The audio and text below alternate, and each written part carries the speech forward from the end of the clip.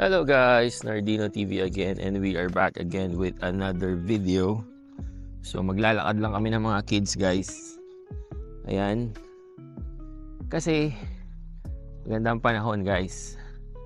Kita nyo naman dito sa British Columbia may araw pa rin guys. So yung mga kids ko ayan, mag-skateboard tsaka magto-trolley lang dito sa community. Ayan. So habang may araw guys, samantalahin natin maglakad. Okay?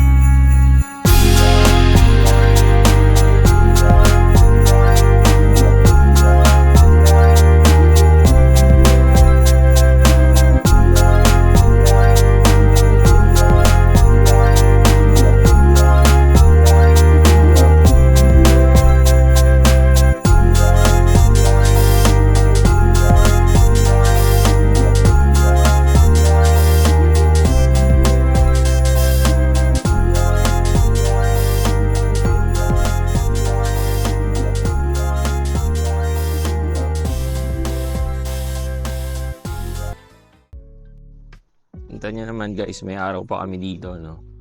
So currently 8 degrees feels like 3, no? Ayan, wala pa kaming snow guys, maliwanag pa rin at maaraw. Kaya yung mga kids ko ito, naglalaro lang sila, nag-skateboard lang at nagto-trolley. Ayan, nakad lang tayo guys dito sa community. Hello! Hi, cutie!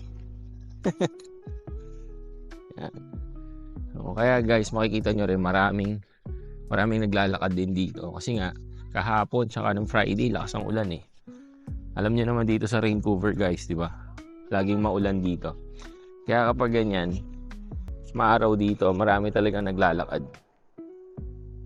Let's go! So dahil December na guys, holiday season, right? So magpapasko na guys, no? So pag-usapan natin guys yung mga bonuses, like yung 13-month pay dito, di ba? And comparison dyan sa Philippines at saka dito sa Canada. Alam naman natin guys, dyan sa Philippines, di ba? Mandatory ang 13-month pay. Binibigay nga yata yung December 24 ba? Mga ganon. Pero yung Christmas bonus, hindi naman siya required, di ba? Pero maraming company dyan sa atin na talagang nagbibigay ng Christmas bonus, di ba? But how about dito sa Canada? Same lang din ba, di ba? Well, hindi ko alam sa iba, no, guys. Pero ako kasi, Sabi ko nga din sa mga Pasko ng mga vlogs, di ba? I'm working in a government company. So, hindi ko alam dun sa private, no? Pero sa amin, guys, wala kaming ganong bonus. Wala kaming 13-month pay. And I think it goes sa buong Canada, no? Kasi as per my research, wala sa legislation yung 13-month pay dito. Or kahit nga yata sa buong North America, wala eh. Diba? Hindi katulad dyan sa Philippines. So, yun. 13-month pay, wala. Yung Christmas bonus, guys, well, may nakita ako on some meron eh. But mostly sa private company, no? Oh. Nandito kami sa isang parang private subdivision, guys, kasi merong gate to eh, no? Pero ano lang to, right across doon sa aming townhouse. Yan. Sana hindi magalit sa amin yung mga kapitbahay kasi ang ingay. Pero meron kaming dadaanan dito, guys. Meron ditong secret spot na maganda. Yan. Let's go, guys. Are we allowed here? Just go straight. Come on. Let's go, diba? Need help? Okay. Give it to me. Oh, now you walk. Yan. And then do this again. Yes. Go straight, guys. Nandito kami sa parang... I need my scooter. No. You go in first. Yan. No, do I need my scooter? Not yet. I will give it to you. There. Yan. Oh, diba?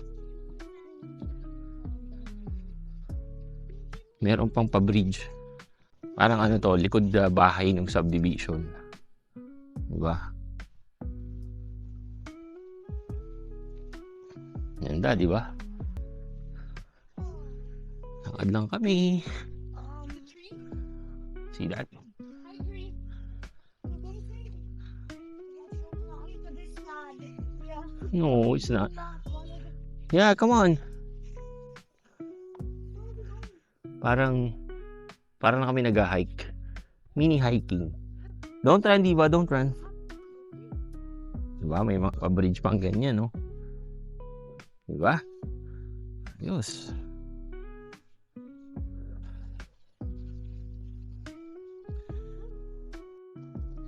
Naalala ko nga, guys, no? Nung nagsisimula kasi ko dito, nung nalaman ko na yung company namin is nagbibigay ng insurance sa mga driver's license dito. Syempre, ang thinking ko noon, baka may mga perks kami, 'di ba? Ganun naman tayo sa Pinas, 'di ba? So kapag nagtatrabaho ka sa isang bangko, 'di ba, may mga perks ka makukuha, or kahit na sa government kayata, meron kang mga perks, 'di ba? Kahit papaano meron. So, syempre ako bilang bago dito sa Canada, ang thinking ko din ganun, no? Sabi ko siguro may mga perks din kami, baka meron kami mga discount sa insurance kasi guys, hindi po mura dito ang insurance ng kotse, no? Medyo mahal din. Depende sa kotse, depende sa kung bago ba yan or luma, 'di ba? Or second hand, 'di ba? Nakadepende doon kung magkano yung insurance na makukuha mo. So, ako noon ang thinking ko, meron akong perks, 'di ba? Pero sabi nga nung kasama ko sa trabaho, mga 20 years na siya sa company, wala daw ganun. So, yun, kaya din nalaman ko na dito hindi uso yung mga ganyan, yung mga 13-month pay, yung mga bonuses, 'di ba? Siguro kapag nag-work ka nga sa sa government, pero siguro kapag sa private, meron silang mga bonus na ganyan. At saka siguro kasi alam ko kasi yung mga bonuses ng mga ganyan, nakadepende rin kasi kung ano yung service ng company, 'di ba? So kung nasa sales ka siguro at this year malaki yung naging sales ng company, baka meron kayong chance na magkaroon ng bonus, 'di ba? Pero kasi sa amin, since services na talagang hindi naman via sales, 'di ba? So kaya din siguro wala kaming ganun, no? 'Di ba? So nakakamiss lang yung mga ganun kasi sa Philippines kapag pasok ng November to December, 'di ba? Paldo-paldo na tayo diyan kasi nga meron ka ng 13-month pay, meron pang bonus, 'di ba, yung mga ganyan. Tapos 'di ba pero dito, ang isang nakita kong pareho lang din is yung, kasi dun sa company ko dati sa Philippines, pwede kang mag-convert nung mga hindi mo nagamit na VL, di ba? So dito meron din ng ganun. So nakakadagdag din 'yun, di ba? So yun yung yun yung meron kami dito sa Vancouver. Again, hindi ko alam sa ibang provinces, no? Pero dito sa Vancouver, guys, sabi ko nga, wala kaming ganyan, no? Pero still, okay pa din kasi nga, dito naman, guys, ang dami kong vacation leave, no? So, meron kaming vacation leave, meron pa kaming TO or yung time off. Tapos, mga iba't ibang klaseng mga leave, guys, na dito ko lang nakita, no? Like yung, pag namatay yung aso mo, di ba? O yung pusa mo, merong ganong leave. Tapos kapag maglilipat ka ng mga bahay or apartment, meron ding leave na ganon, di ba? As in, madami, guys. Madami ko nakitang mga leave dito. So, yun naman din yung advantage. Kasi sa Philippines, yung mga lang, di ba? Default lang naman. Again, hindi ko alam sa ibang mga company. Pero yung mga company na napasukan ko sa Pilipinas, yung mga ganun lang na klase, no?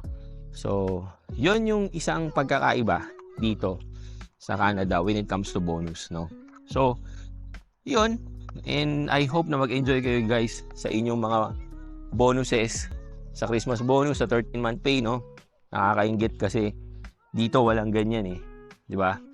Hindi katulad sa Philippines, talagang marami tayong pera kapag Pasko. Di ba? Ayun. So, yun lang, guys. Na-share ko lang sa inyo, no? Para yung mga pupunta dito at magtatrabaho dito, alam nyo na yung mga ganyang bagay na nakukuha natin sa Pilipinas, eh baka mag-expect kayo dito sa Canada, wala pong ganyan, no? Again, yung mga ibang nasa ibang mga province, kung meron kayong mga bonuses, share nyo naman, guys, no? Para pare-pareho kami mainggit. Hindi naman. So, di ba? Para lang maging aware kayo, no, guys, na dito sa Canada, hindi po default na meron 13-month pay at saka yung mga Christmas bonuses na mga ganyan. Okay? So, yun lang, guys. Thank you again for watching and see you again on my next video. Peace!